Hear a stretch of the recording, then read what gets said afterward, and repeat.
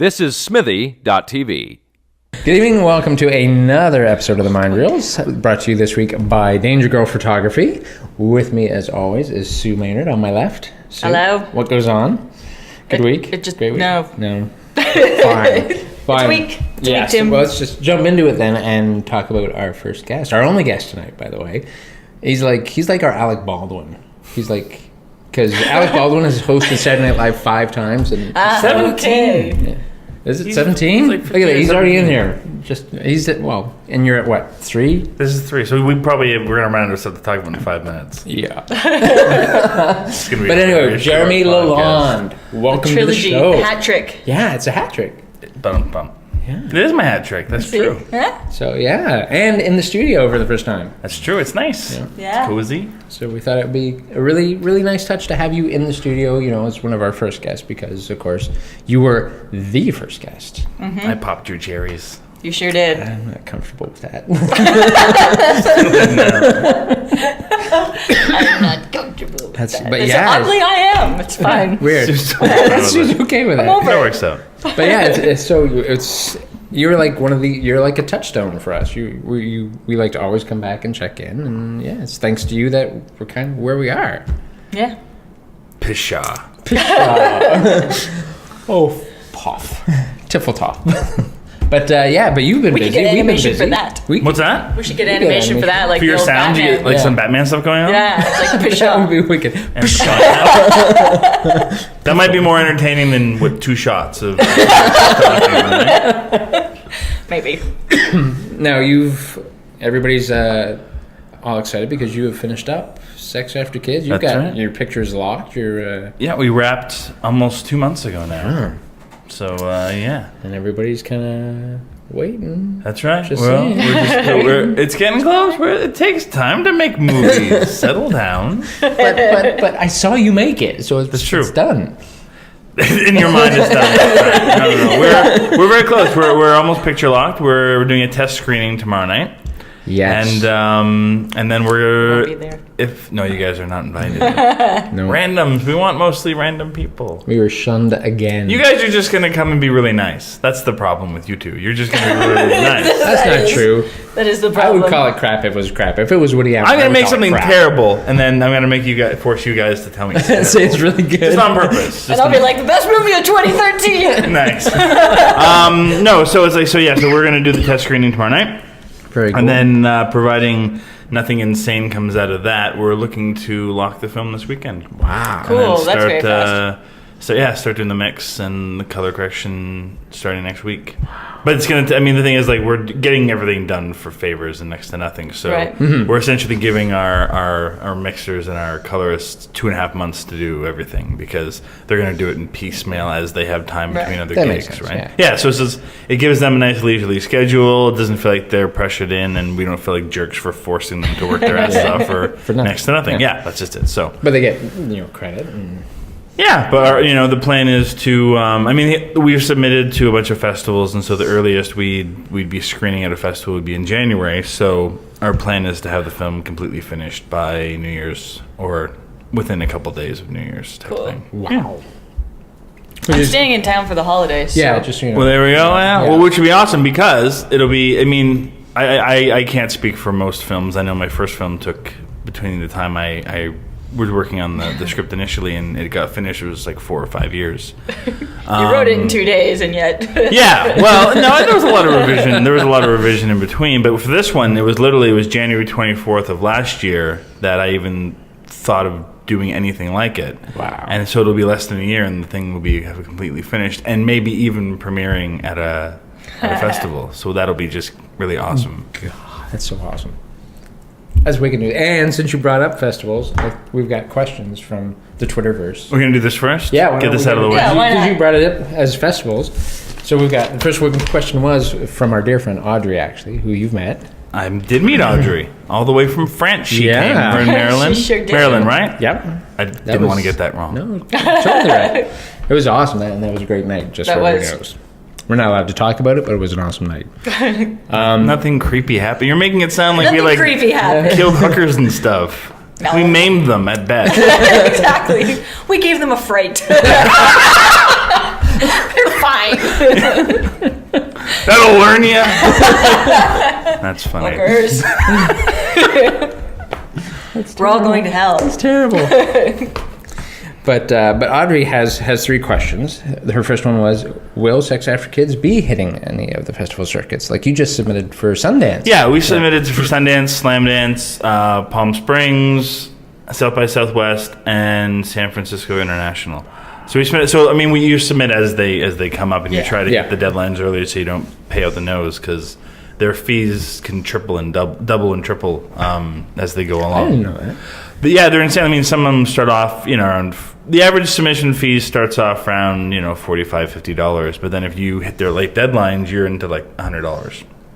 And when you factor every festival in together, they add up. So if you want to submit to a lot of festivals, It's like submitting for like writing competitions and stuff too. Yeah, exactly the same thing. It's like there's like an early deadline, a regular deadline, the late deadline, and so if you're going to submit to a bunch, you want to submit early to save up the costs, because it could end up being the 3 early submissions are the price of 1 late submission. Yeah. But you're also at the mercy. And you're not guaranteed to get into any of them. No, absolutely. So you don't that's like too much university. money onto. Yeah. And you're at the mercy of kind of when whether it's a script or a manuscript or whatever it is, your film is ready to submit. So for us, we were just kind of chomping at the bit just to get it ready enough to submit for the late Sundance deadline, right? Where with others like Tribeca, we'll be hitting their early deadline. So it depends on where you fall within the year. If you were finishing in April or May, you'd be hitting Toronto's deadline and all the Canadian film festivals deadlines, right? Yeah. So you're kind of at the mercy of where you fall in the calendar year, because the festival.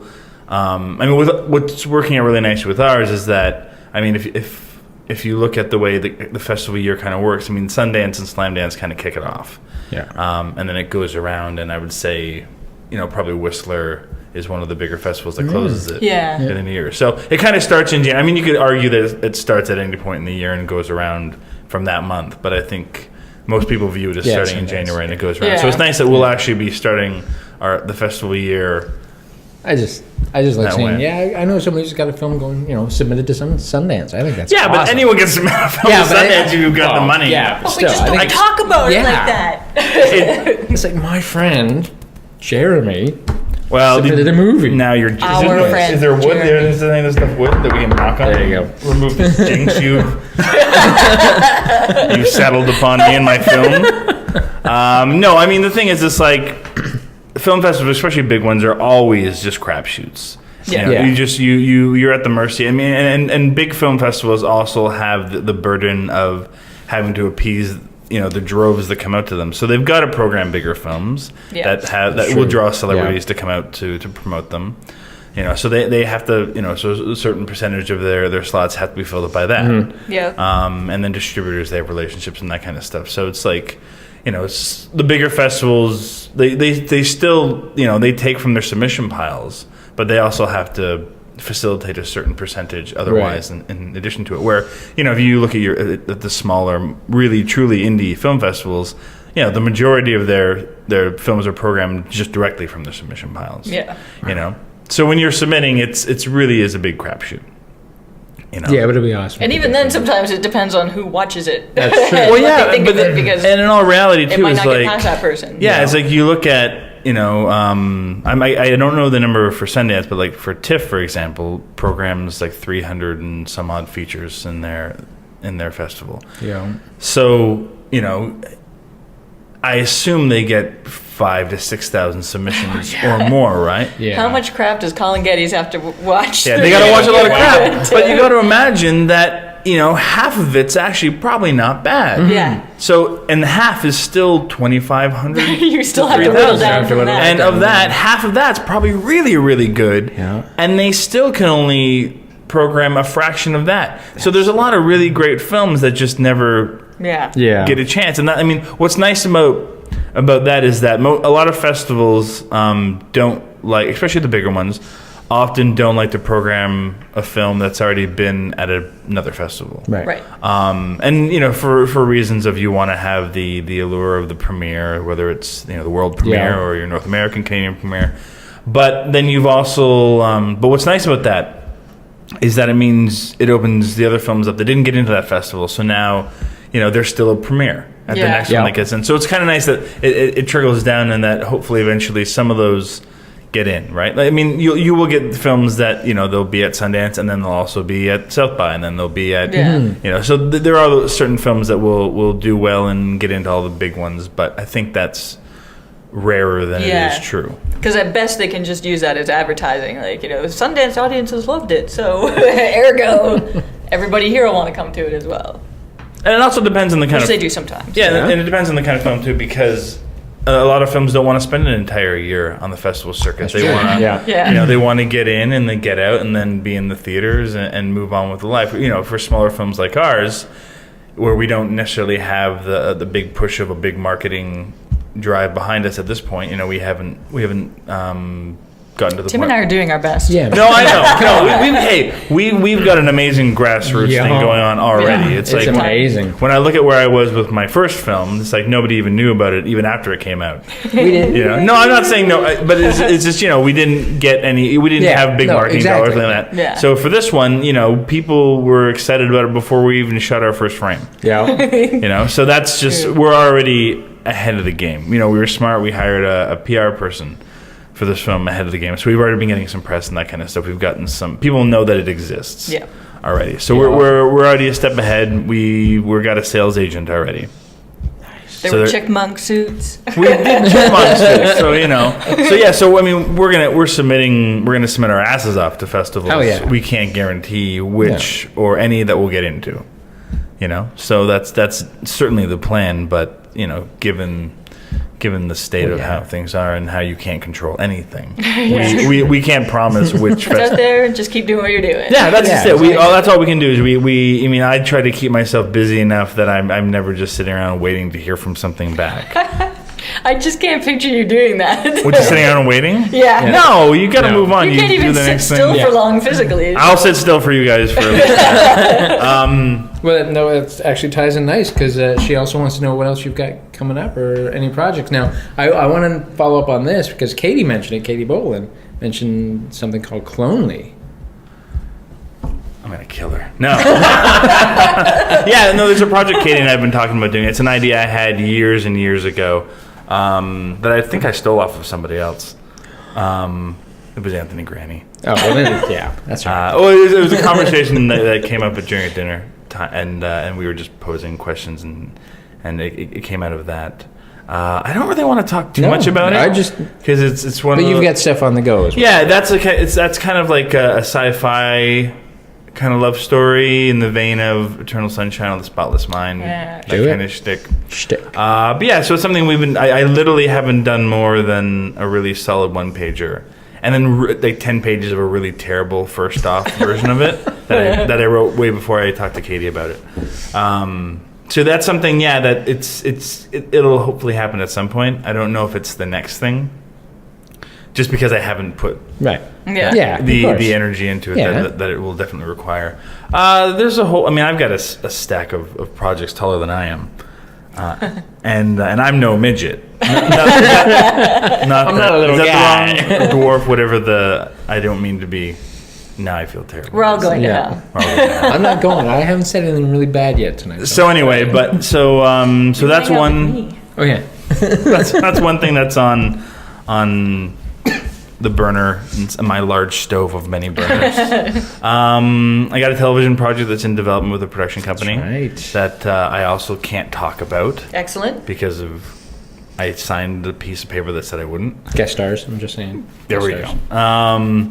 And then I've got another project with a writer friend of mine that we're trying to get off the ground and get some financing for. That if all goes really, really well, it might happen sooner rather than later.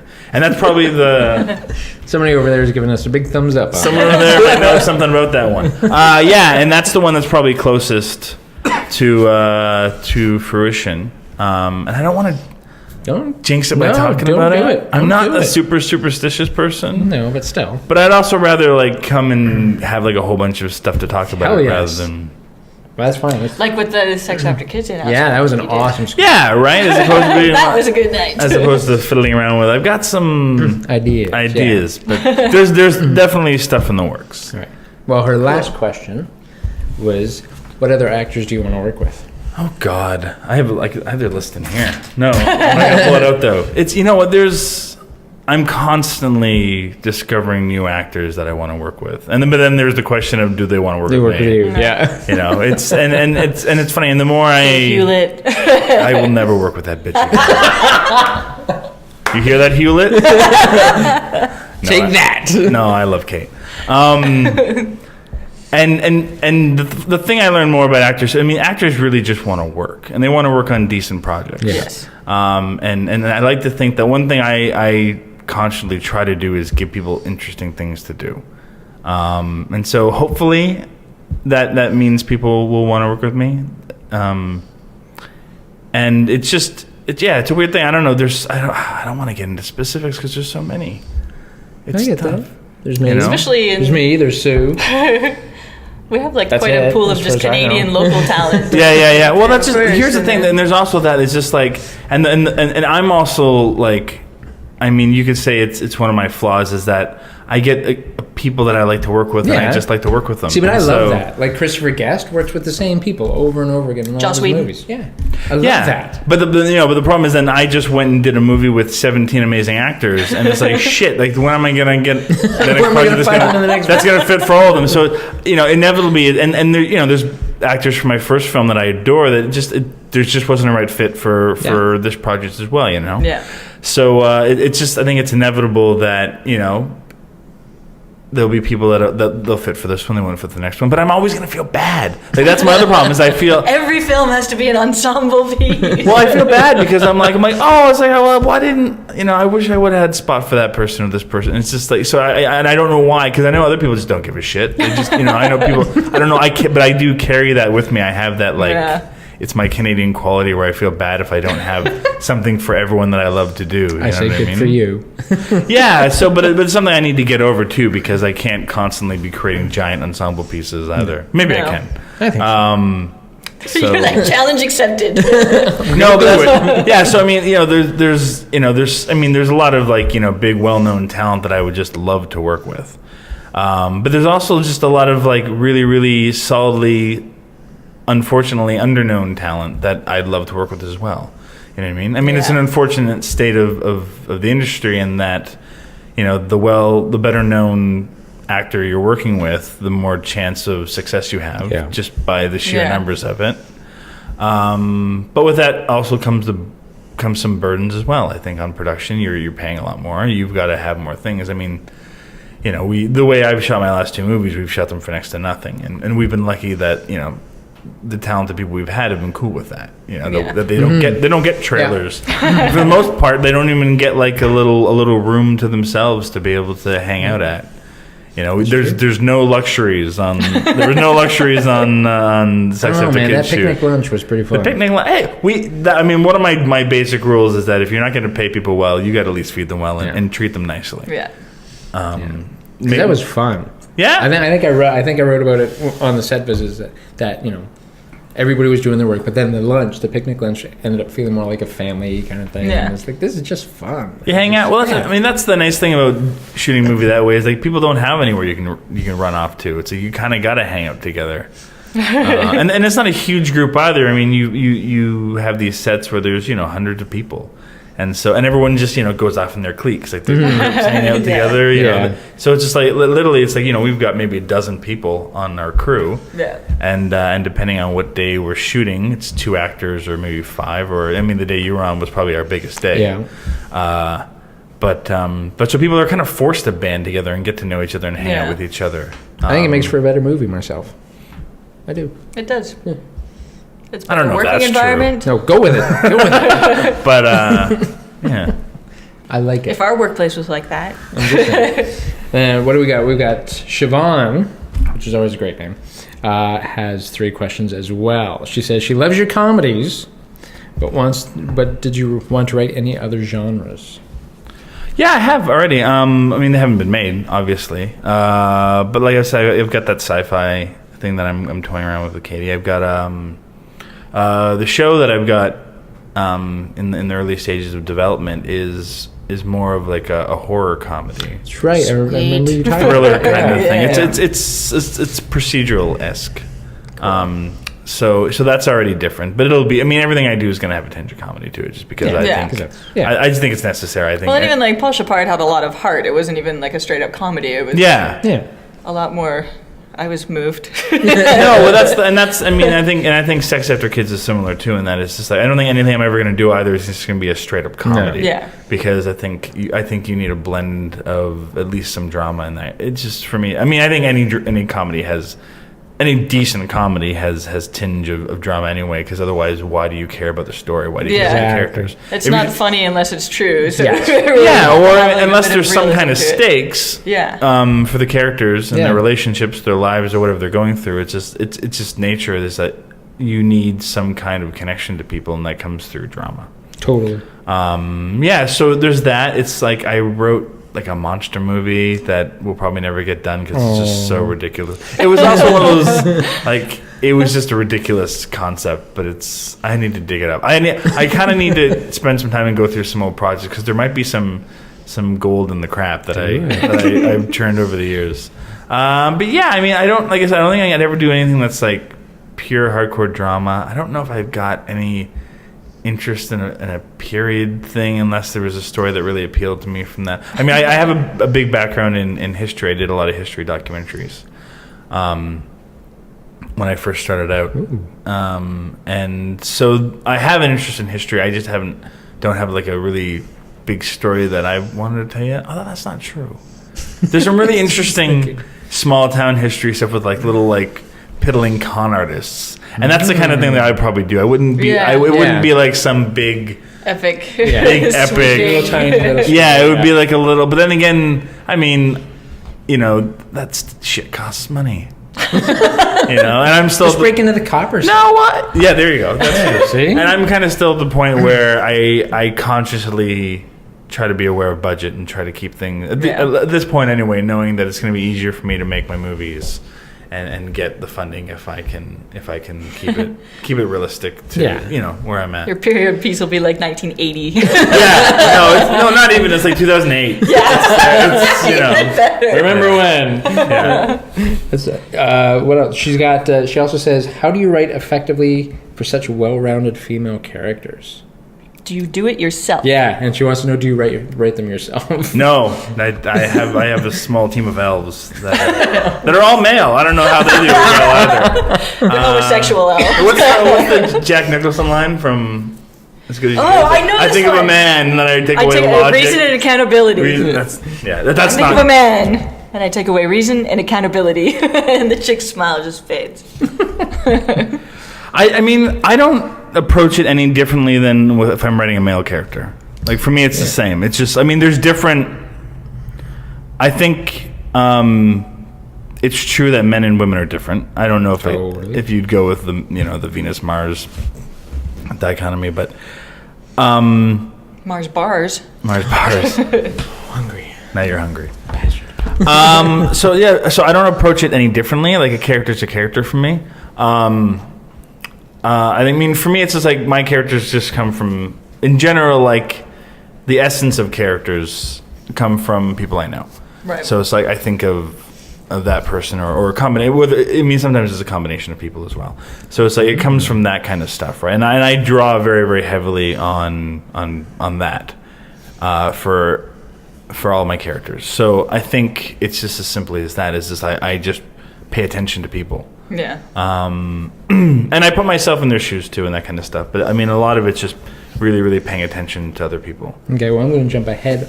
And also just being able to see the world through other people's eyes. Nice. That's the other thing too. Is like, because I do have a very specific worldview.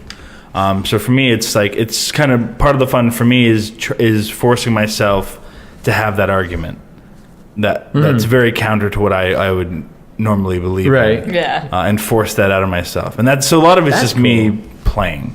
There's nothing wrong with that. Ever. But you brought it up, so I'm going to jump ahead. Say that. Playing with myself, there's nothing ever wrong. Play. Kids, there's nothing wrong with playing yourselves. You heard it here on the Mind Reels. Here first, yeah. Because Mary wanted to know if any of your characters in Paul Shepard or Sex After Kids were based on actual people. Yeah, all of them. For sure. I mean, Sex After Kids, some of them are, I wouldn't say they're based on the actors, but some of the situations are absolutely based on their experiences. Right. I mean, I would say there's one of the storylines, which, and I won't get into it, we'll come back and we'll do this. We'll do this after the movie comes out, and you guys can throw the more specific questions my way. Yeah. But there's one of the storylines that changed quite a bit from the first draft to what we shot, just in really chatting with the actors in that scene and just finding something deeper and more personal. I mean, they all changed quite a bit because the one thing that was really nice about the process with Sex After Kids was that everything came together so quickly.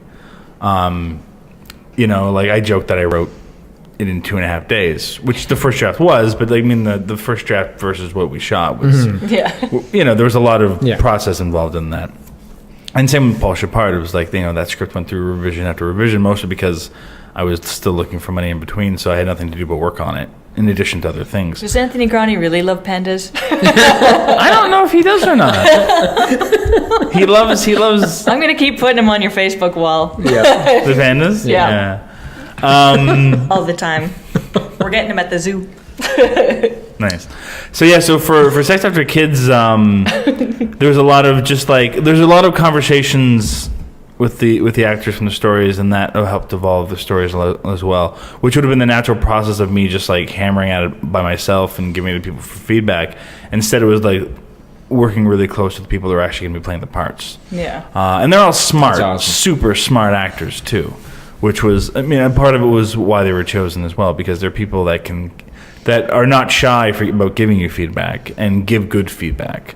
And it's not just about, I want to be more likable and I want to be more this, that. It's just what hell can we put them through, and help that strengthen the themes and the lessons and that kind of stuff, right? I don't want to see this movie now.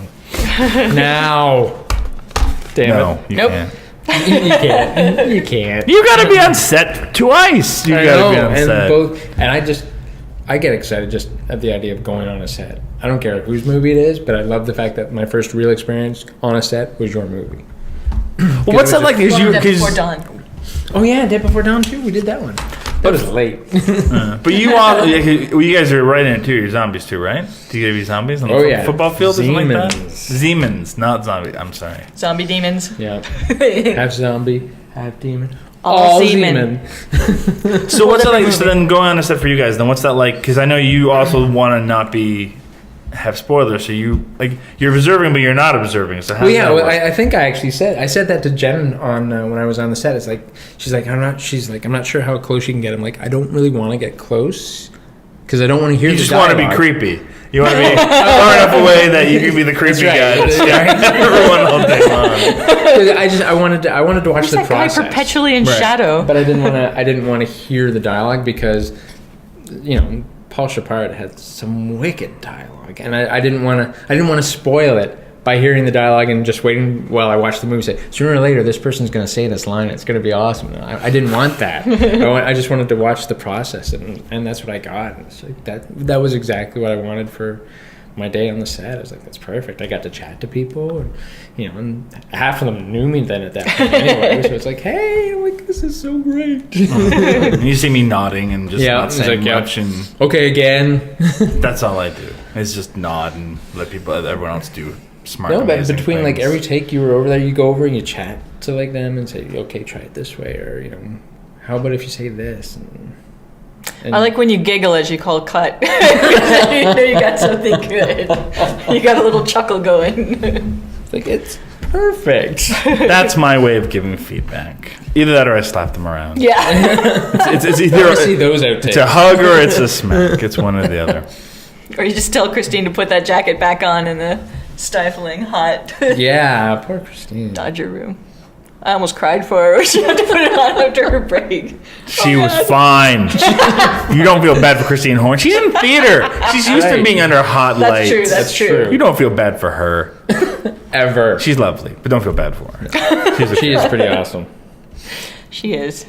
And Mary's got one more question for you. She's got, what gave you the idea for Paul Shepard and for Sex After Kids? Where did the idea germinate from? Not from Germany, but germinate. They actually did come from Germany, both of them. I ordered them in a package. They came. It was a 2-for-1 deal. Yeah, I got them both at the same time. It came with initials. Well, I mean, Paul Shepard, I've told this story before, but Paul Shepard came out of a couple things, but primarily it was a girlfriend of mine, an ex-girlfriend of mine, had a book of poetry coming out. That's right. Which was not, it wasn't about me, but it's also, it was about, her feelings on certain things, and there was stuff she wrote about relationships. So I think it would be impossible for you to read that and not, read into it. Whether or not it's what you or not, you assume it is. Yeah. But she, I wasn't the only person she'd ever been with either. So it's like you don't know, but because people are selfish and you always believe that someone. Yeah, you just assume so. But for me, it was just kind of that, and I was like, well, that's interesting, but then kind of taking it further and wondering. There's a glare on that, and I can't read it. And just. Oh, okay, got it. And then now I'm so. Wow, that was so professional, everyone. That was great. It's okay. I'll jump back People in are here. selfish. People are selfish. Yes. And suddenly that made me remember what I was going to say. That's terrible of me. So yeah. So We're all going to hell. we're all going to hell. That's the theme of the day. Every time you hear that, take a drink.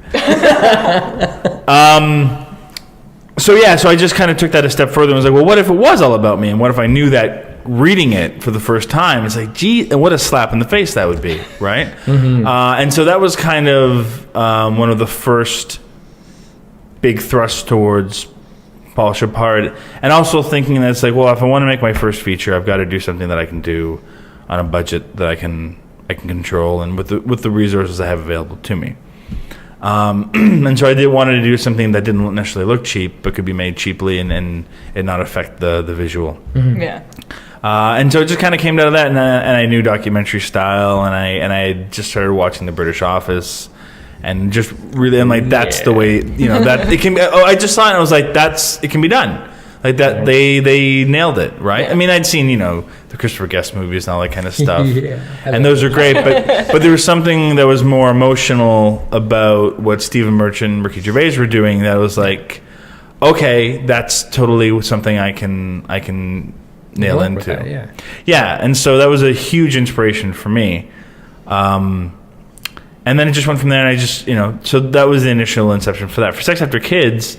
I mean, I have 2 kids. Yeah, I was gonna say he's got kids. And I have no sex. So I had sex before the kids, which is one of the ironies of having kids and then. I don't know how Emily's going to feel about you saying that. She knows. She's the other half. If I said I was having sex, she would know I was having an affair. So I think she should be quite happy to find out that I'm. Not having any. The same amount of sex as you. Yeah, we're equally having the same amount of non-sex. But I mean, that is the irony, is that it's like you need to have sex to have kids, but then once you have them, it's like sex just doesn't happen for a little while. It's just, especially once the second one comes. Ryan is nodding, just so everybody knows. Yeah.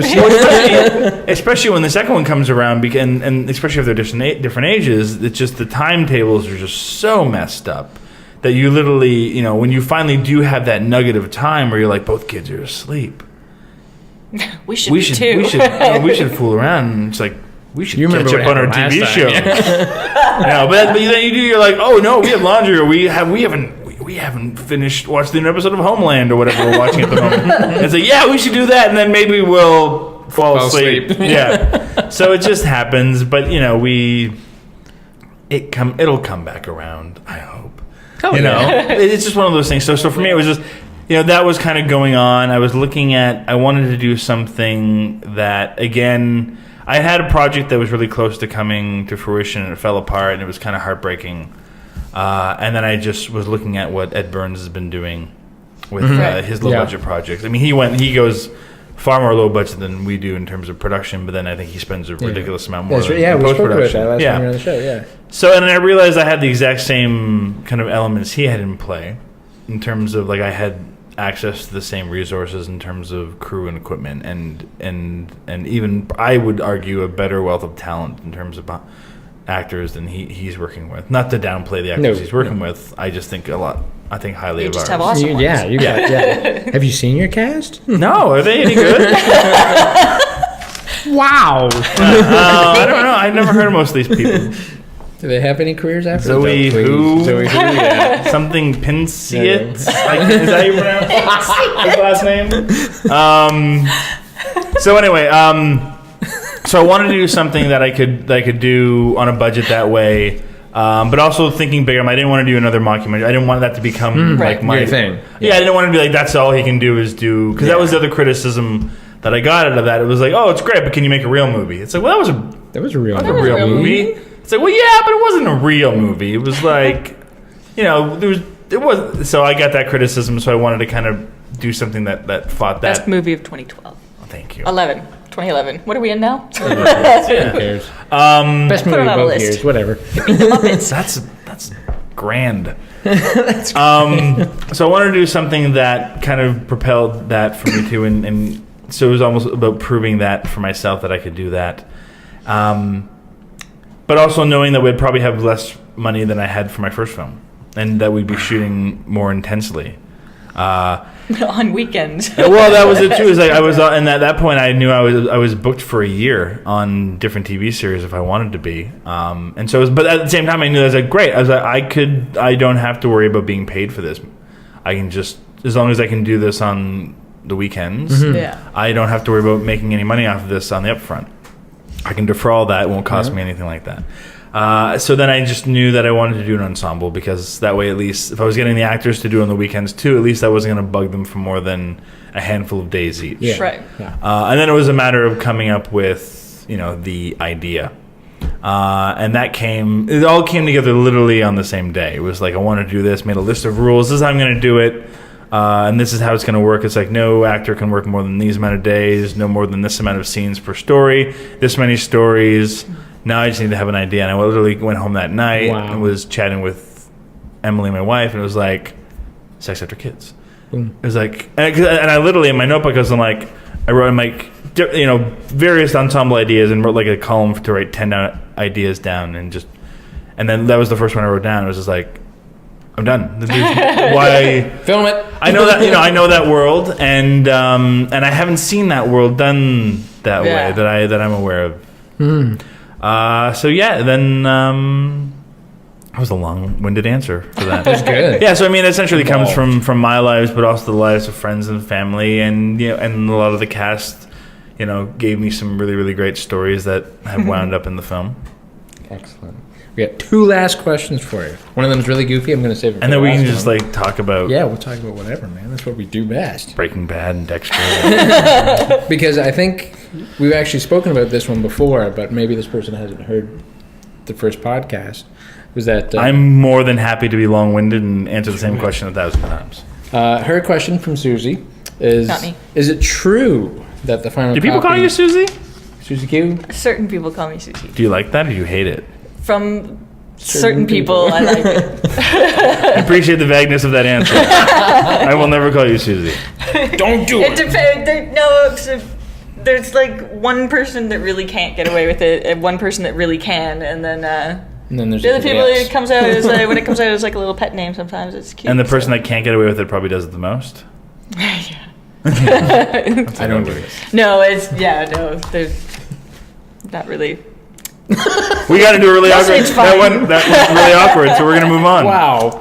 So Susie wanted to know that is it true that the final copy of Paul Shepard was stolen and that you had to use an inferior copy to complete the movie? Remember this story? Inferior.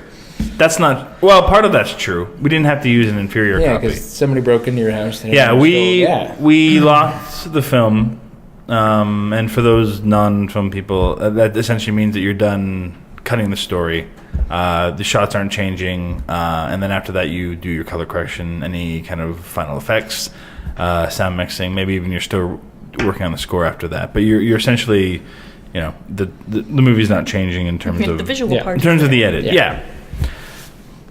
So we had done that just before Christmas of that year, and we went away my wife and I always go up to my in-laws, have a farmhouse on the outskirts of Kitchener where we shot some scenes for Sex After Kids actually. So we always go up there for part of our Christmas break, and so while we were up there, I got a phone call from my neighbor saying that our house had been broken into. So we rushed home, and of course the whole way, Emmeline I couldn't help but think, I'm like, the only thing that's really going to be shitty is if they stole my computer. And not even my computer. It's like, I can deal with that. It's like, if they stole my hard drives for the movie, I'm going to be really upset. Yeah. And of course they did. It was gone. And but not only that, it was like all the backups and all that kind of stuff. Because it's like I had protected myself for hard drive failure and all that kind of stuff, but I hadn't, I didn't think someone was going to break into my house Just and steal my edit burglary. suite. Yeah, and now I do. It's like holy shit. It's like now it's part of my process. And luckily for that film, we shot on XD Cam, which gives you a physical disc that you have as a hard copy, kind of like tape. Right. So we had that. And they were in the house, but they were off on a shelf, and they never looked at it or never realized they had any value to them. Which, I mean, they don't really, outside of just like their core value. Mm-hmm. And unless you know what to do with them, you gotta you got to find them to sell someone to. So it's not really worth stealing those. Anyway, so luckily we still had those, and I had like an old project file of the movie backed up on like a little jump drive. But the one thing I did have, and this would probably be the inferior version that they're asking about, was I had uploaded the entire film in reels to our composer to start work on over Christmas. So I had a reference to what the final film that we had locked looked like. So I was able to just import that into the edit suite and then put it on like another video layer and put it at like 50% opacity and just match cut everything. The most boring, horrible kind of editing that's possible. And so, we were able to recut the film. We had the original source tapes, so I redigitized everything, and so it was an inferior version. It was still all the same original footage, but I had to use an inferior version to redo it. I mean, but now it's like for Sex After Kids, we shot on Red, which is all digital. It's all hard drive. So for me, it was like, all right, we're backing up not only in duplicates, but it's going to be in 3 different locations. Yeah. Because if I'll put one in an offshore bank account. Yeah, there's just literally. Who are you, Mitt Romney? Mitt, Etch-a-Sketch. I'm just saying. There's raccoons on my deck, according to my wife. That was awesome. I was like, what just happened there? I bet they're really cute. No, our son is deathly afraid of them. Wow. I can't. I mean, I've only met him once, but I have a hard time believing that he's scared of anything. Yeah. He's a dragon. He's scared of the concept of them because he knows that they're diseased and they go through our garbage. So I think he's just and just the idea of he's a kid. They're masked bandits. They're emotional. They are masked bandits. They got the. No, all I can think of it is that cartoon growing up, the raccoons. Was that what it was called, the raccoons? No, but I know what you're talking about. Yeah, I don't think it was called the raccoons. CBC. Yeah. Was it called the raccoons? The raccoons. I stand corrected. Bam! Said the lady. You just thought it would have been more complicated. It's a little more rough. All right, one last fun question, apparently. Siobhan's random question. And it really is random. Your favorite type of fish to eat? Oh, probably salmon. Like or butter. Salmon. Unlike sushi, I like butterfish. It's nice. I like fish steak. It's got a really nice little flavor. I'm a pescatarian, so I don't eat meat, but I still eat fish. So, I didn't know that. I don't think there's any fish I really don't like. I like a lot of different fish because I don't eat, that's like the only, technically meat that I would eat. So I eat quite a bit of fish. Because that's the thing is I go to a restaurant, my options are a veggie burger, pasta, or the fish. So it's like I've come quite accustomed to eating many different fish meals at restaurants. Fish and chips, baby.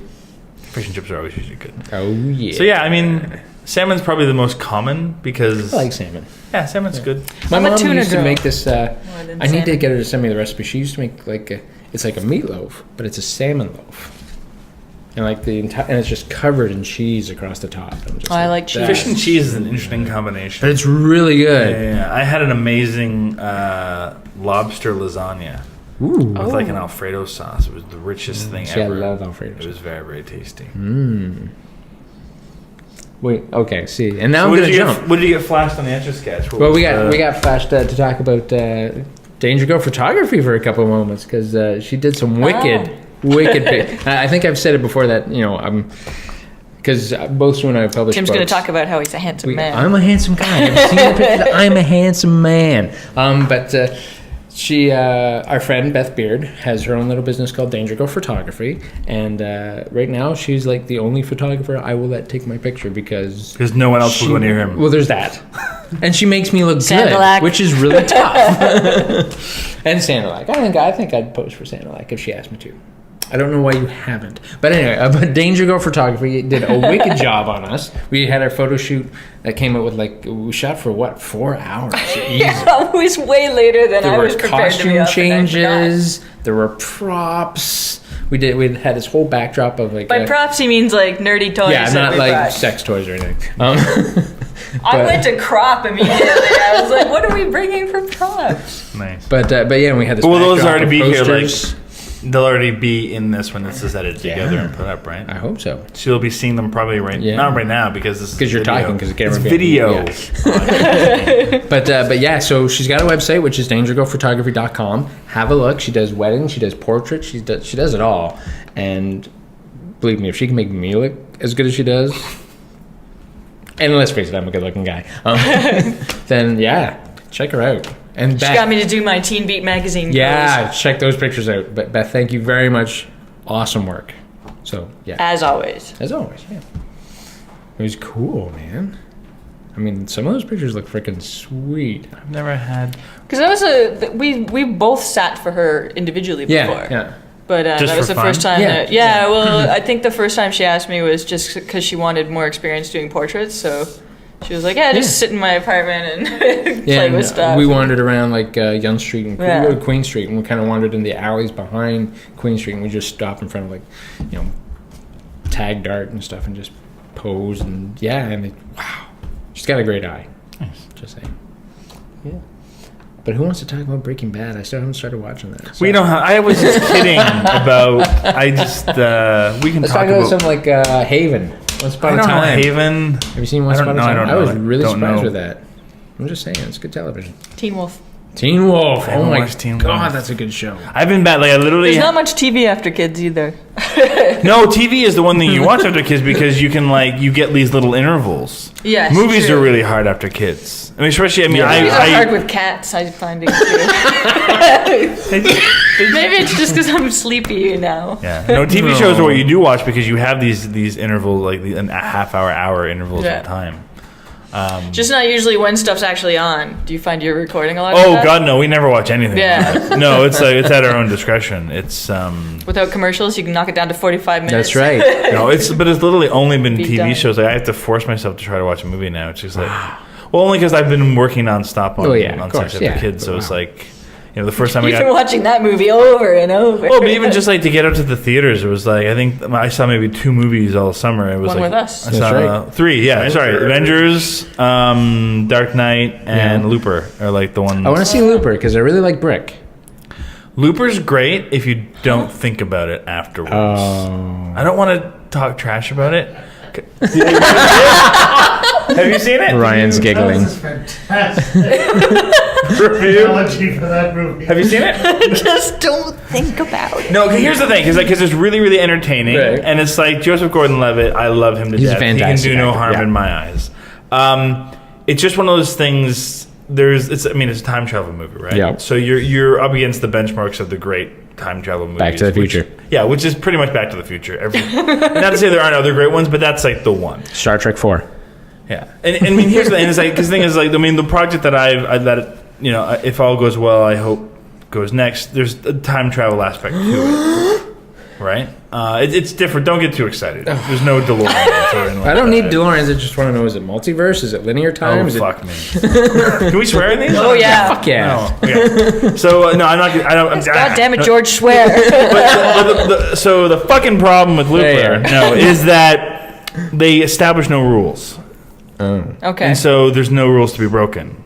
And there's actually literally a point in the film where they start talking about how it works.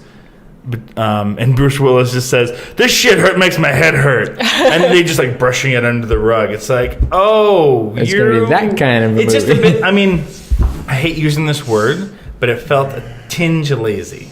Oh. It felt a tinge like, let's not. They came up with a really cool idea, but they didn't want to have to apply any logic to it. Right. Oh. And that was my problem with Looper. It was just little things like you know the essential premise of the movie. Yeah. Right. It's like a guy. Spoiler. I'm not. This isn't a spoiler. No, It's a guy it's has. basic plot. Does he go back and kill himself or whatever? Yeah, it's like you're a looper. You choose. You sign up for this job, which means that you're going to assassinate people that are coming from the future. But you also, by signing up, you agree that at one point in time they'll have to close your loop, which means they're going to send you back and you'll shoot yourself. And when it happens, you get a big payday that will, in theory, sustain you for a few years as you're getting yourself back on your feet and integrating in society. And at which point they decide that you know too much and that you should be taken care of. My two problems with that are that why wait like 20 or 30 years to decide you know too much? It's like when you know too much right away. It's a time travel movie. Yeah, it's like you've got a lot of time to tell people what you were doing. It's like that's a long time to And you got paid. yeah, to let people walk around with this knowledge of what you've done. So there's that. And also, it's just like, why send someone back 30 years within a generation and they're probably still alive where they can affect what's going on in the present? Send them back to the fucking dinosaurs. Yeah. Send them, Problem takes care of itself. So that's just so me going in the movie. I'm like, well, I hope they explain why it has to be a limited amount of time, and they don't talk about it at all. Yeah, it's just so to me, it was just like establish some rules and boundaries that get me invested, and I'm good to go. I'm a rule nerd for that kind of stuff. It's like I want to know what the rules of the universe are. Totally. And I just felt like they didn't. And even Quantum Leap did that just by saying it had to be in his own lifetime. Yep. Yeah, and that's the most just it. It's like establish rules, and I'm on board. And you can break those rules as long as there's a smart way to break them, and that's part of it. Yeah. That's fine, but you've got to have a groundwork to work from, or else I just feel like you're just playing around and you're not really taking it as seriously as you could. Yeah. So that was my problem with Looper. Entertaining as hell. It's worth checking out. So I don't want to dissuade anyone, but it's just like if you're a big like sci-fi nerd, and I'm not a huge sci-fi nerd, Yeah, I am. but if you're, it's just, I mean, it's the writer in me going, Wait a second. yeah, it was just like that didn't. It felt a bit brushed under the rug some spots. That's too bad. Because I love a good time travel movie. Me too. But I was thinking I haven't even seen it yet, but just from the commercials and stuff, I was like, I don't know. 12 Monkeys. Like, to me, it was like they had to, I love 12 Monkeys. Crazy Brad Pitt. But to me, I was going in, when I go in, it'll be with, well, not now necessarily, but I don't know, I had like this expectation that you have to prove to me that this movie is worth what you're setting it up to be, I guess. It's fun. Because I had expectations in my head. Just Do it. just go in and have fun. I'll see that and Frank and Weenie. You just watch me go. A little dog. No, His Paranorman tail again. falls off. Paranorman again. I loved Paranorman. Paranorman was so good. So good. And I saw Brave over the summer with my son. I like Brave. I still haven't I was seen here it. for my son Ephraim's first movie in the theater was Brave. That's right, and he told that girl. He not to talked be trash scared. to like some other 3-year-old girl. There's these giant. For those who haven't seen Brave, There you go. there's these Bear. giant scary bears, and they're I would He's a imagine bear, quite yeah. frightening to a child, and especially one who's never been into a movie theater where the screens are huge. Yeah. So, and I didn't even know what the movie was about besides the Scottish girl. I didn't. Yeah, know that's that. all I knew going in. Yeah, so I didn't know that there was this bear mythology and that kind of stuff. So going in, it starts up, and I'm just kind of checking him out, and he's cool with it, and he's fine. And he's also, I mean, this is about halfway through the summer, so he's been like living with me, making the movie, and working on it, and hanging out with actor friends of mine, and so he gets the idea of an actor, and that kind of thing, and he's starting to, and he's a bit of a little performer himself. God bless him. And so he was watching the movie, and this little girl behind us was kind of hyperventilating a little bit. She was freaking out. And he just turned to me at one point. He says, I don't know what her problem is. It's just an actor bear. And I'm like, that's amazing. Amazing, but also sad as hell that He's not getting caught up in suspension it. of disbelief. Yeah, it's just Yeah. like, have I ruined No way. movies for No. you entirely? No. I think I have. I don't think so. I think he'll still get the enjoyment out of it, but he'll also get the fact that that's. Well, it was great in the sense that I'm like, now I feel the challenge to scare the shit out of him. I want to give him something that scares him. Poltergeist will do it. I just cut right to the hard stuff. It's a PG movie. Texas Chainsaw. That's a little extreme. That one still gives me the shivers. I haven't even seen it Poltergeist because would I'm do it. terrified. It's It's pretty very creepy. nauseous. It's creepy. Notion. And Poltergeist, I think, would do it because it's got that creepy clown doll. I don't know if I've ever seen Poltergeist. See, There's a Ryan's clown doll? Yeah. You got like a wall of creepy like horror dolls, and you're No clowns. Because there's this Not a whole. single clown up there. Smart Because there's that man. What whole about- sequence with the doll. I'm gonna that's buy just you on a the Tim chair. Curry It doll. Yeah. If they make them, I assume someone makes them. Someone's They got to must. have There's one. got to be Yeah. one somewhere. Pennywise the clown. Nice, thank you. I was trying to come up with a name. Yeah. That was literally, and so talking about watching movies as a kid. That was a movie I remember watching at a sleepover with a bunch of other 8-year-olds or however old we were when that came out, and I wouldn't take a shower for like a month at least. Just because that scene where he just comes right out, right? Yep. Not even thinking that it's like, well, how much of a fucking difference is that of him? He's having a bath. It's like it's still coming out the same direction, but for some reason, it's that the plug is there. This little hunk of plastic is going to save me from an evil, maniacal, 800-year-old clown Yes. spider hybrid thing. The same way your blankets will save you from anything that's in your room, Under your... under your Fair bed. enough. in But for your some reason, that closet. was okay. That little plug was my magic. I'm like, I'm fine. Yeah. Good! What's it going to do? No problem. And none of that bothers me or freaks me out at all. Clowns? No? No, none of it. The only thing, and this is just going to sound weird, the only thing that really creeps me out, and it's because I really don't understand what's actually going on behind it, if there's anything going on behind it, is the whole alien abduction thing. That freaks me out. That is the only Well, thing no one that really freaks me wants out. to be probed. No. But it's like a daily fear? You're No, constantly worried about it? Constantly, no. You watch No wonder he gets to work every day. But it's one of the only things that I can freak myself out with. Like, I went through this whole phase where I was reading books and blah, blah, blah. And I remember You saw the night of... When I was- no, what was it? Fire in the Sky? Fire in the Sky, yeah. I remember I was living in Halifax at the time. And I was laying on my bed. And I just finished reading my book. And I was on my side with the door behind me. And I wake up in the middle of the night. And it's just one of those things where, you can't... you can't really move and roll over because you're in that kind of tired, still asleep state, and I'm like, if you roll over right now, there's gonna be someone standing in the doorway, and it's just gonna get really fucked up really quick. And I had to literally just lay there and wait until I felt that whatever it was had left, despite the fact that I'm positive there was nothing actually there. How you feel that there's something there, it just freaked me right out. See, and it doesn't even have to be aliens for me. If I roll over and anyone is standing there that's not supposed to be, I'm going to be It's the terrified. only thing that really bothers me. And I used to have this big thing about shower curtains. Like, even in my apartment, my shower curtain has to be open all the time. And it's not Splash not water everywhere? What are you, an animal? Well, no. I There's mean, a reason for shower curtains. no, I mean, like, if the shower's not in use, it has to be open. That's all. Oh, the shower's not Oh, new. yeah, yeah, it's not yeah, in use. yeah, The me shower too. curtain has to be open. Yeah. Which- unless But my closet unless door has company's to be coming over and you closed, haven't because cleaned that it. way I Well, there's can hear that. it when it Although opens. I've got a transparent shower curtain, so it really wouldn't make a difference, I guess. The Yeah, outlet, I would- so I'm still safe, even if it is closed. It's transparent, but I don't know where that came from because I know it's not from Psycho.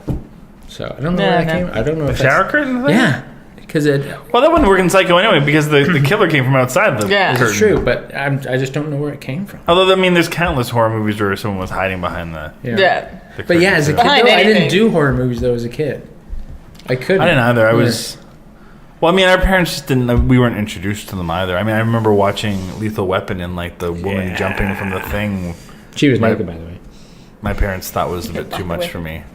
Really, I remember Gremlins fucking my sister up a lot. It was the microwaving thing. Like, the thing about like the clown didn't mess me up. I had no problem with clowns outside of the fact that the majority of them are drunk and it's just that, like, growing up seeing what clowns Drunk looked like at pedophiles fairs. all Yeah, like, that was balloons. creepy about clowns to me. I wasn't scared about them murdering me. No. I just didn't want to be near them because they smell like booze. And not to downplay all clowns. I'm sure there are I'm some sure there's wonderfly one or two nice wholesome ones. clowns in the world. That's just not my experience. There's an amazing book that I tried to get the rights to, but actually Kristen Wiig got to me them first. Wig. Good thing I don't think You she's a talented, cutie. beautiful Yeah. woman. Called Clown Girl. by Monica Drake, and I highly recommend it. It's an amazing book. And Kristen Wiig's gonna adapt it into a movie at some point, or she better do something with it. God damn it! I was gonna. If you're gonna get the rights She's awesome. to it. Yeah, I like Kristen a lot. she's great. She Clown Girl, because it's about like this town that's kind of where clowns are kind of not the outlaws. It's weird to explain. It's just I don't want to. I mean, I reckon if I just talk about it. Clown Girl, check it out. It's an amazing book. There you go. What are you reading? Nothing. Did you finish 11/22/63? Yeah. Okay. So did I. Okay. All right. We've all read it. I want to know more what Sue's scared of. Yeah, Since we're talking about that. And Halloween's coming up, right? It sure is. I'm scared of pretty much everything, really. We had a long conversation. Ryan's just like, oh god. I'm scared now. Just clowns. I think as far as movies that get me is usually any home invasion type thing. Oh, Like I'm constantly saying that a psychotic killer is hiding under my bed, well, it's even anything now. that's real. Anything that's real. You know what I mean? It's funny. No. This is a huge like side thing, but there's like I was talking about this with John Nichols, who was my editor for Sex After Kids. We were talking about like even just like the comparison of like new Die Hard versus original Die Hard. Yeah. And the idea that's like when John McClane goes up a ramp and takes down a helicopter or flies through whatever the hell he did in the last one, not the new one that's coming out. It's just like I can't identify with that. As much as I can identify with the simplicity of John McClane walking across glass with bare feet. Yeah. I get that. I've had a little prick. This like that's what Stepped on a Lego. Yeah, that's the kind of stuff that really is like, oh, you sit there and you twinge. So like the home invasion thing, it's like, who hasn't been home by themselves at night when it's a bit dark and you hear that creak and you're like, yeah, especially now because now, since I was in Colorado, now I've got my own apartment, so I am by myself. Like, thank goodness for cats, because they'll alert me if anybody is hiding. Is that why you have cats? Is that the only reason? Yeah. I hate cats, but they make me feel less. Because my other cat, Kate, was like afraid of everything and everyone, so except for me. So if she didn't come to the door sometime, I knew there was a problem. But that never happened. But what will the cat do? Hiss.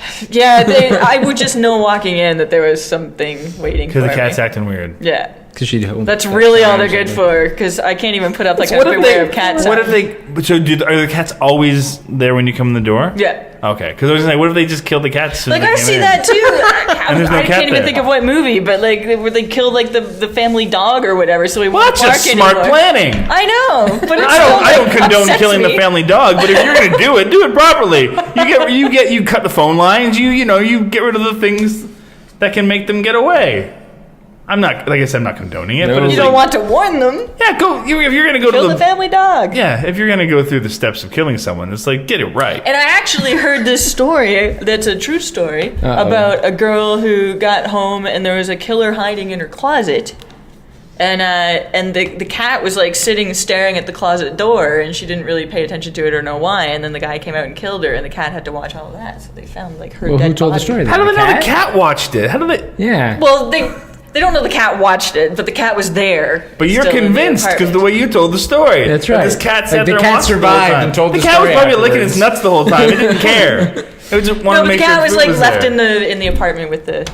But then with you the get dead these body. heartwarming My cats would stories be upset. of the guy that lived. But then they would eat me. The guy that lived in someone else's closet for like 8 years or whatever it was. The heartwarming story. He didn't kill her. He was just eating her Fruit Loops when she was gone, watching some TV. He didn't do anything terrible. He wasn't raping her at night and that kind of stuff. He just needed a place to crash. What movie did I just see And like she that? apparently had enough space that she never noticed he was there. It was, if he was in there that long and undetected, it's like clearly she had enough room for him. Yeah. I'm just saying that's a better version of being murdered in front of your cat. I guess. Wow. I don't want anybody living in there. No, I don't want to find someone living in my closet either. But that's the other thing. It's just like My closet is full of crap just to prevent that. The horror movies that freak me out the most are the ones where it's like there's no rhyme or reason to the evil. It's just evil. They're just evil for evil's sake. Yeah. Yeah, and That's then- like any insane asylum, anything. Yeah, like The Strangers. Abandoned or not. I hated that movie. It's like Funny Games. I hate Funny Games. Oh, that was terrible. It's just because I don't even. The original was okay, I hated but both the remake of- was terrible. Well, I just hate it because it's just. Well, I didn't watch the original because I saw the remake and I didn't want to watch the original because the remake made me so angry, and it made me not ever want to watch one of his movies again because I just felt like it was such a big fuck you. It was because it was set up to be not quite torture porn, but it was set up to be that kind of like moralist thing. But then it was almost like 3/4 of the movie, he started judging you for watching it. Yeah. Oh, As good. if you know what I mean? So it was like, why are you enjoying this? It was like throwing judgment at you. And I remember reading articles talking where he was almost respected the people that walked out of the movie more than he did the people that stayed. And it's like, well, what a dick are you? and so that just upset me. At least your movie's playing. Shut up. Well, there's that. So, but it's just like, it's like, I mean, I'm all for taking your audience on a ride and twisting and turning, but it's like, that just felt like you were just trying to fuck with me. Yeah. In the meanest possible way, where Yeah. you're trying to make me feel bad about watching your movie. Yeah. And that's the case, that I'm never going to watch another one of your movies. Because Yeah, you just made you me... win. Yeah, you won. Congratulations.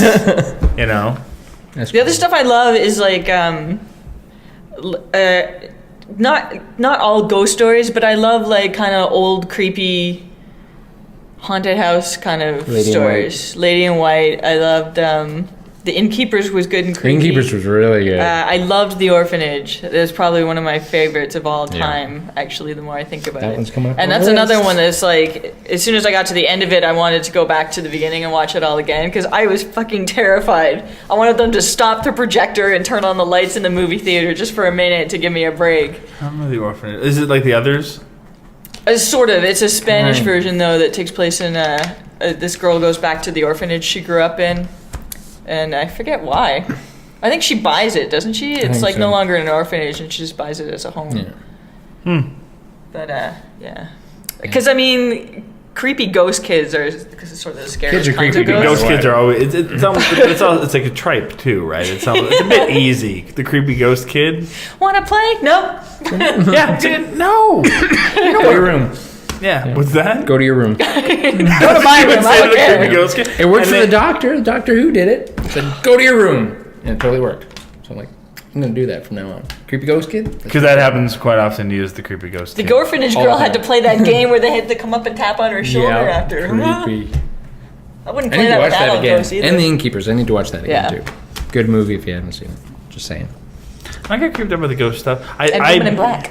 I believe women. I've seen the play Women in Black. Yes, which is me too. Creepy as shit. I haven't seen the movie, the Daniel Radcliffe. It was good. Yeah. Yeah. Well, the I was really play surprised. is The play was terrifying. amazing, yeah. The play is terrifying. Which probably the only time I've ever been terrified in the Live theater. Live I theater. know, I So well done. I mean, and a lot of that. And it's so simple. It's a lot of sound and Yeah, it's mostly and sound. lighting, basically. It's sound and lighting. It's just creepy. Like the whole time you're sitting there going, just. I want you to be done. I want you to be done. Please wanna be go done home now, yeah. I don't want to be here anymore like this. It's great. Like, if you can, instill that reaction inside of someone, like sitting in the theater, that's And they pay you That is for pretty it? sweet. yeah, that's the best. Oh, same as like I can't do haunted houses. Like I can't. I was in North Carolina. I'm not really okay with people touching me from the dark. Well, that's just it. It's like I was on like spring break. We were in North Carolina and this huge haunted house thing. And it wasn't even during Halloween. Yeah, it was spring break. What the fuck was that? So anyway, they and this guy like literally reached out and touched me, and I punched him in the face because I was at the back of the line, and it was a gut reaction. You got me scared. That's the point of this room. Don't touch me, So but the best part was because he was in this giant, like he had like the chainsaw and like the big like freaky. And I cracked him, and then he turned into like instant surfer dude. He was like, "Dude, what the fuck? That's not cool." So instantly the fear is gone. But it was I can't. I've never been able to do haunted houses just because it's just like maybe it's like because you're in a confined space, you can't control Yeah. anything. With like a horror movie, it's like I can look away. Yeah. I can Yeah, exactly. I can take myself Yeah, out well, I of can it. if need rationalize be. it by thinking, okay, this is a 90-minute movie. There's 10 minutes of credits. Blah blah blah. All I have to really do is get through the next 80 minutes, and let's see if the climax is in the last 10 minutes. But then all I you really do gotta it to do- yourself anyway, Yeah. right? Oh, It's yeah. like Because it's the adrenaline rush. Yes. Yeah. Because, but honestly, it's not any of the home invasion ones. Because honestly, they bore me, and I'm like, it doesn't. You're breaking my house any day. No, it just doesn't. It doesn't freak me out. It's the supernatural ones that just really get under my skin. Like The Exorcist, still one of my favorite horror movies, and I will watch it all the time. But it still gets under my skin because I just sit there and go, man. Because I remember. The Shining. I love The Shining. Although you giggle your way through that movie because Yeah, of it's Jack. Jack. Yeah. Whereas for me, it's just the whole, especially when the shit hits the fan in The Shining, where the whole hotel just kind of comes to life, and Wendy's walking through. We're talking about the Steven Weber version, right? No, fuck that shit. Right? I watched that one recently. No, thank you. Whatever. It was terrifying. Just the special effects. It had the topiary animals. Yeah. Just yeah. Kubrick didn't have the animals. Kubrick had a wicked film. I'm just saying. Blair Witch, I thought was. Blair Witch, yeah. You know what? I remember being freaked out more by the documentary about the Blair Witch than the movie itself. The movie, I found it it went along fine, and I don't do a lot of camping, so I wasn't like some of my friends who were very caught up in like all the sounds and stuff. So I was there for the ride, and I was having a great ride. But as soon as he gets like downstairs and like the last guy with the camera or whatever, that's the worst part. Standing in the corner, and you're just like, that movie fucking. Yeah, and then he gets like clocked and he falls. Yeah. And like, the movie's over. I was like, oh my god, that was horrifying. That's terrible. I can still see And that awesome. shot in my head. Yeah, that we all had to go drink after. that image easily stayed with me for days. Yeah. Yeah. Oh yeah. Which is so And now, like, I see someone standing in a corner, or like even in the Bessarion station with the pictures, and people have all got their back to the camera. I'm like, that subway station. who the hell put up these things? Have you seen that? There'll be No. like 3 people, and it's just their backs. Yeah, and then there's this creepy looking baby, and that's Except for looking one at like you, yeah. blurry Asian baby. It's really creepy. Looking over its mother's Creepiest subway shoulder. station in town, right there. Yeah. I haven't seen this. Yeah, Horrifying. and the girl I took to see Blair Witch, I had told her she had been convinced that it was real.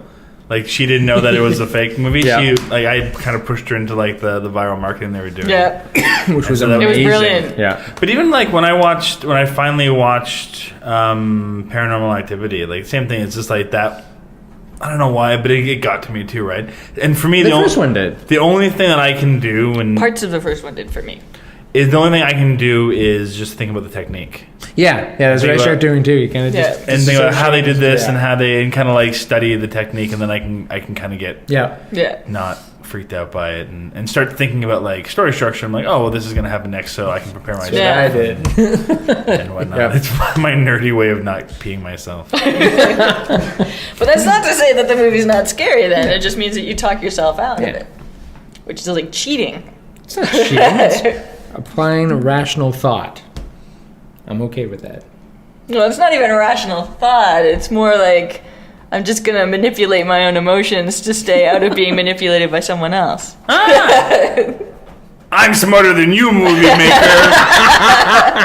You can't get me. But then you do, and then you kind of like. I mean, people like to be scared. That's why. Yeah. That's why the horror genre. We like to be is as scared in popular a as safe it is. environment. That's why it's Yeah. better. Like I guess it was last year at TIFF. I went to because I go to a lot of Midnight Madness when I can, and I went to see the first one I saw was You're Next, and it was a home invasion one, and it was hilarious. I laughed all the way through it. I was like applauding when like this crazy awesome death scene that I'd never seen before happened, and I was like, this is like one of the most fun movies I've ever seen. But I still went home alone that night at 3 a.m, and I had to check under my own damn bed Yeah. at like 39 years of age. But I mean, the thing is, like, the best horror films make you confront your own fears, Yeah. and that's why Yes. they work really, Yeah. really well. Yeah, and that's why exactly. certain genres go for shock. Like the torture porn is like a shock genre, and that's Yeah. why that one does well.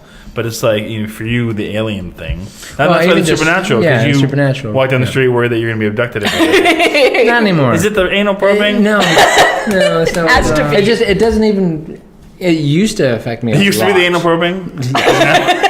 Now it's all right. No, Now you're fine. no. It just now it doesn't even bother me as much as it did because I was into like the whole X-Files thing at the time, and I was reading books, and so I could cite cases. It was that thing they put towards You your knew what eye. you would do. You were like, I know how to handle this Yeah. situation. Yeah. Because Whereas now it's it's going to be just those same kind of aliens that abduct you. That came either from that the mind of Chris Carter. Yeah, either that or the James Cameron ones, either or.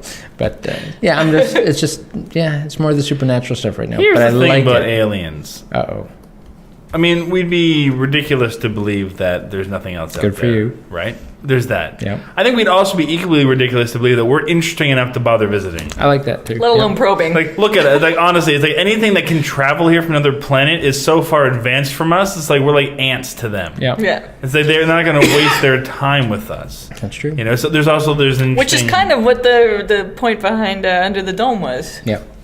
basically. Stephen King Ants was under it, a yeah. magnifying glass. Yeah, we're just nothing to Yeah. them. And the same as like there was an interesting a friend of mine did a time travel documentary, and one of the people he interviewed talked about the idea that it's like, you know, we believe that time travel doesn't exist because no one's Because come no one's back. come back yet. Yeah. He says, but we also believe that we're interesting enough to visit.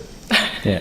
You know, so we have that. So it's our ego that makes us think that we would know better, but it's also realizing it's like we're, you know, why would we come back here? It's like, what the hell is going on right now that's so goddamn interesting? You know, so there's also that, and I think that's true. That Have it's they like, destroyed the planet yet? No, not quite. but that's why we you know the supremely logical thinkers of our society don't believe in either or, because they believe that it's the ego of it. Is Yeah. that they believe that we're worth visiting, Yeah. but either by ourselves or by an extracurricular. And then, you know, there's the old saying, extracurricular? Is that what I said? That's awesome. Extraterrestrial. I actually just went there in my head. Yeah. It But works in a way. but there's also the, you know, the saying that is like all magic is science we haven't figured out yet. Yes. Yeah. You know, Arthur C. Clarke. who said that? Arthur C. Clarke. That Good. any advanced technology would seem like magic. Yeah. Well, the sun seems like magic too, depending on Wow. what civilization you're part of. I think that's probably a good place to wrap it up. What? Yeah. I'm just saying. Now that Sue, you're crazy. Now that we've come back around to the sun. Yeah. I'm crazy because I said Yes, that Sue. The sun The sun is is magic. There's higher civilizations that worship the sun. The sun is They thought, magic. oh, and it's a god. The sun, is you can see it. magic. I would argue that the sun's is a more, you know, realistic It's a celestial deity being. than some. Celestial being? Wow. Is that how that A works? celestial body, I should say. Body? I can think of a couple of those. Anyway. Hooah. Booyah. All right, yeah, that's probably a nice spot to wrap it up, I think, Sue. Why are you looking at me like I'm crazy? Yeah, but we love you anyway. It's true. We don't love her? We don't love you. Scientists thought the Earth was flat. Scientists did not. People thought the Earth was flat. Not scientists. Well, scientists are people.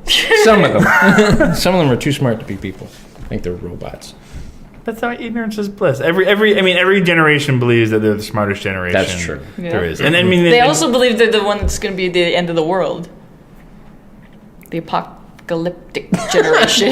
That was hard to say. it's the same. It's ego. It's like everyone, you know, it's just, but all it is that every generation accumulates more knowledge than the last one. So in theory, we learn from our mistakes, but we don't really. No, we really don't. No. We can hopefully learn from our big mistakes. Wow, what a downer. Like, yeah, What a way where to do we end go? I haven't learned from shit. How about you? No. But that's... Jeremy, man, you got to come back more often.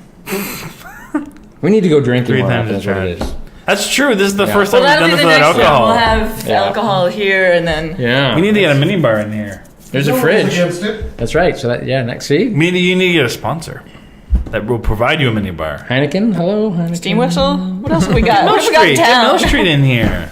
Sure. Yes. Any of you watching those, just email Ryan. Send this man a mini bar and fill it up. Not Constantly. that we have to have alcohol to have a good time. No. See, It helps. clearly. It just helps a lot. Thank God we didn't this time. We just all be For any crying by dealers now. watching this show right now, will you sponsor us with recreational? That's awesome. But yeah, Jeremy, it's always fun to have Thanks, you. and happy pre-birthday. Yes, it's a pre-birthday. Well, there's a big Right. birthday tomorrow too, as well, though. So not my birthday. It's Hudson's birthday tomorrow. Happy Polar bear birthday, cub. Hudson. Polar bear cub. 1 year old. Yeah, and then it's my birthday. His siblings didn't even make it through one day. Mine Reels had its So- birthday last So week. did Hudson like just take all the resources? No, their mother rejected Yeah, it them, was- yeah, so it was he sad. actually was the only one that Sad got story. rescued. Oh. But now Again, a down note. See? now he's What a is it big- with you? I say happy birthday. You talk about I dead said polar the sun bears. was magic, and you guys are like, you're crazy. I don't think it's magic, but there was a time when people like Thought didn't the sun was understand what it magic. was. Yeah. I believe it. Like Oh. any place south of the border right now believes it. just saying. I don't know if that's South true. of which border? The Yanks. I'm just saying. That's not true. There are some wonderful Americans. You have American listeners. I What know. are you doing and I right just said, now? we have great American fans. Hi. We have one of them that's the best. Well, now you have to give a proper shout out. You can't just say one of them. She knows. Oh, I don't. She knows she can call me Susie. I Cusie. don't. She's the one that can call you Yeah, Susie. she can get away with it. It's true. Okay. Well, she'll tell me after. and I'll She's the tweet only one that about calls me Susie Cusie. Nobody else does that. I'll start. it. Yeah. Now everyone's going to. That's It right. won't be as cute. Doesn't matter. That's right. Doesn't matter. Now it'll be a flood of it. That's right. She's the only one that calls me. I don't know. I gotta come up with something better. Uh-oh. I was gonna come up with like something like sexiest woman on earth or whatever. It's too late now. I No, know. it's too late. Moment's passed. Failed. Maybe next episode. Okay, this podcast has more endings than Lord of the Rings now. So Take that, Peter Jackson. But Thank God we don't have credits yet. they would just cut us we off. just roll that too. But yes, Jeremy, always fun. You have to come back when, of course, Sex After Kids comes out. Maybe bring some friends. I'm just saying. No, we could do a whole series of. Yeah, we'll do that. Yeah. Yep. We're not gonna fit everybody in here. No, we'll bring people in groups maybe if we can And Sue. arrange that. Always a pleasure. Tim? Not true? I don't know now. Yeah, that look. I'm sending your birthday present back. No, you're really gonna like it. It's ridiculous. And once again, if you get the chance, Danger Girl Photography. Check it out. She'll do your .com. pictures. It's amazing. But yeah, Sue, thank you. Tim, thank you. Thank me. Jeremy, thanks for coming out. My pleasure. Say hello to Emily and the kids for us. I will. She's enjoying clean sheets right now. Wow. Fair enough. And that's Wonder it. what I my guess- cats are doing. They text you? They don't have a phone. But they could if they did. Piper probably You could. should get them a phone. I And a know. Twitter account. Yeah. Yeah.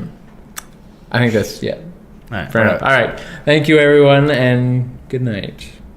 In today's world, people are busy and impatient. We are on information overload. Every minute counts. People want to know what you can do for them.